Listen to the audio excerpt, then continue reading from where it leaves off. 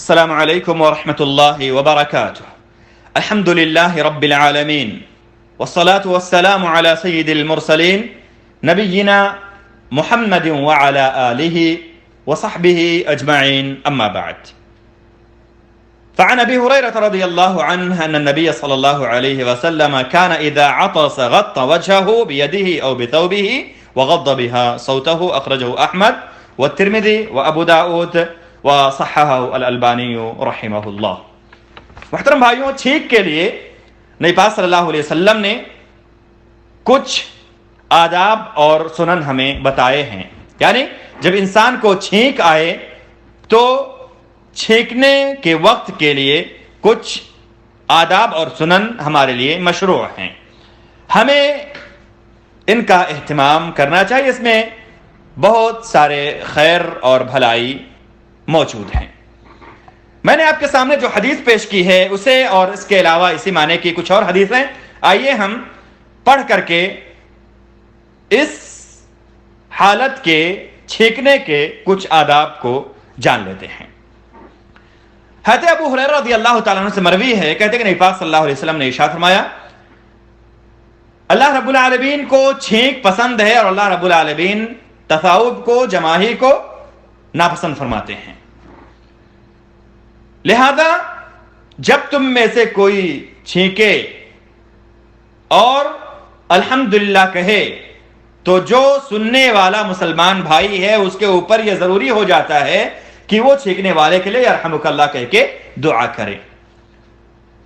پھر نبی پاک صلی اللہ علیہ وسلم نے تصاوب کا ذکر کیا اور کہا کہ رہی بات تصاوب یعنی جماہی کی تو وہ شیطان کی جانب سے ہے. جب تم میں سے کوئی جماہی کا شکار ہو، جب کسی کو جماہی آئے تو وہ اسے حسب استطاعت روکنے کی، پھیرنے کی، دبانے کی کوشش کرے.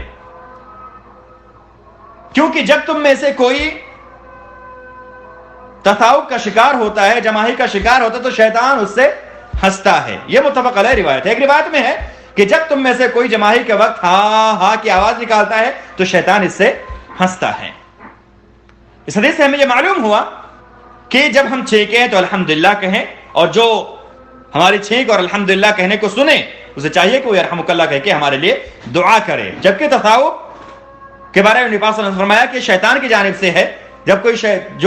جب کوئی تصاوب اور جماہی کا شکار ہو تو وہ اسے حسب استطاعت روکنے کی کوشش کرے اور ہاں ہاں کی آواز نہ نکالے، کیونکہ اس سے شیطان ہنستا ہے. ایک اور روایت آئیے ہم دیکھتے ہیں. حضرت ابو ہریرہ رضی اللہ تعالیٰ عنہ سے مروی ہے، کہتے ہیں کہ رسول اللہ صلی اللہ علیہ وسلم نے ارشاد فرمایا، جب تم میں سے کوئی چھینکے تو وہ الحمدللہ کہے، اور تمہارا بھائی، تمہارا ساتھی جو تمہارے ساتھ ہو، جو تمہارے پاس میں ہو، جو تمہیں چھینکتے ہوئے الحمدللہ کہتے ہوئے سنے، اسے چاہیے کہ وہ یرحمک اللہ کہے.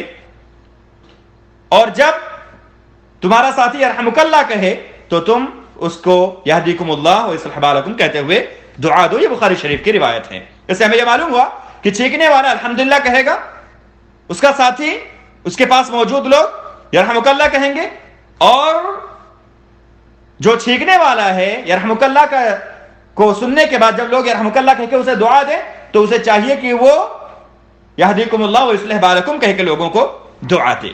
یہ بخاری شریف کی روایت ہے. حضرت ابو موسیٰ اشعری رضی اللہ تعالیٰ عنہ سے ایک روایت مروی ہے، کہتے ہیں کہ میں نے نبی پاک صلی اللہ علیہ وسلم کو فرماتے ہوئے سنا کہ جب تم میں سے کوئی چھینکے اور الحمدللہ کہے تو تم اس کے لیے یرحمک اللہ کہو، اور اگر الحمدللہ نہ کہے چھینکنے والا تو اس کے لیے یرحمک اللہ تم نہ کہو. مطلب یہ ہے کہ جب سامنے والا چھینکنے کے بعد الحمدللہ کہے گا تو ہم اس کے لیے یرحمک اللہ کہیں گے، ورنہ ہم اس کے لیے یرحمک اللہ نہیں کہیں گے، بلکہ ہم اسے یاد دلائیں کہ الحمدللہ کہو. جب وہ الحمدللہ کہے گا تب ہم اس کے لیے یرحمک اللہ کہیں گے. جیسا کہ بعض حدیثوں میں آیا ہے کہ جب کوئی بھائی تمہارا چھینکے وہ الحمدللہ کہے تو اس کو یاد دلا دو. جب وہ الحمدللہ کہہ دے تب تمہیں اسے یرحمک اللہ کہو. اور جیسے کہ ہم نے اس سے پہلے والی حدیث میں جانا کہ جب کوئی یرحمک اللہ کہے ہمارے چھینکنے پر، ہمارے الحمدللہ کہنے پر، تو ہم اس کے لیے یہدیکم اللہ ویصلح بالکم کہہ کے اسے بھی دعا دیں. اب ایک فعلی حدیث آئیے ہم دیکھتے ہیں، حضرت ابو ہریرہ رضی اللہ تعالیٰ عنہ سے مروی ہے، کہتے ہیں کہ نبی پاک صلی اللہ علیہ وسلم جب چھینکتے تھے تو اپنے چہرے کو آپ صلی اللہ علیہ وسلم اپنے ہاتھ سے یا اپنے کپڑے سے ڈھک لیتے تھے، اور آپ صلی اللہ علیہ وسلم چھینک کے آواز کو پست کیا کرتے تھے۔ یہ احمد، ترمذی، ابو داؤد شریف کی روایت ہے، اسے علامہ البانی صحیح الجامع میں 4755 نمبر پر صحیح قرار دیا ہے۔ اس درس کے حوالے سے میرے بھائیوں ہم نے جو فوائد حاصل کیے، پہلا فائدہ یہ ہے کہ جو چھینکنے والا ہے اگر وہ الحمدللہ کہتا ہے تو ہم اس کے الحمدللہ پر یرحمک اللہ کہہ کے اسے دعا دیں گے، ایسا کہنا ہمارے لیے مستحب ہے۔ جو بھی چھینکنے والے کو سنے کہ وہ الحمدللہ کہہ رہا ہے تو وہ یرحمک اللہ کہے، تمام سننے والوں کے لیے یرحمک اللہ کہنا مستحب ہے۔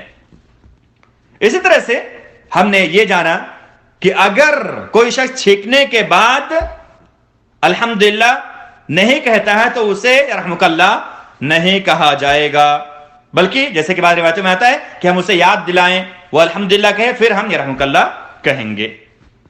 ہم نے یہ بھی جانا کہ اللہ رب العالمین عطاس یعنی چھینک کو پسند کرتے ہیں، کیونکہ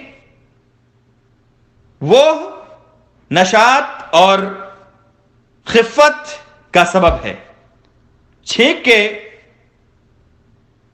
ذریعے سے انسان میں چستی آتی ہے اور انسان اپنے آپ کو ہلکا محسوس کرتا ہے۔ اسی طرح سے ہم نے یہ بھی جانا کہ جب ہم چھینکیں تو ہم اپنے چہرے کو کپڑے سے یا ہاتھ سے یا ٹیشو پیپر کے ذریعے سے ڈھک لیا کریں، ایسا کرنا ہمارے لیے مستحب ہے۔ اس طرح سے ہم نے یہ جانا کہ چھینک کے وقت آواز کا تیز کرنا، آواز کا بلند کرنا مکروہ ہے۔ اللہ تعالیٰ سے دعا ہے کہ اللہ رب العالمین ہمیں نبی پاک صلی اللہ علیہ وسلم کی سنتوں کو سمجھنے، ان پر عمل کرنے، انہیں لوگوں میں عام کرنے کی توفیق عطا فرمائے۔ اقول قولی ھذا واستغفر اللہ لی ولکم ولسائر المسلمین من کل ذنب فاستغفروہ انہ هو التواب الغفور۔ السلام علیکم ورحمۃ اللہ وبرکاتہ۔